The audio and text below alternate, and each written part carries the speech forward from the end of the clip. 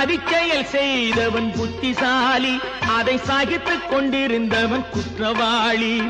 உண்மையை சொல்பவன் சதிகாரன், உண்மையை சொல்பவன் சதிகாரன். இது உலகத்தில் ஆண்டவன் அதிகாரம், இது உலகத்தில் ஆண்டவன் அதிகாரம். கடவுள் ஏன் கல்லானான், மனம் கல்லாய் போன மனிதர்களாலே. கடவுள் ஏன் கல்லானான், மனம் கல்லாய் போன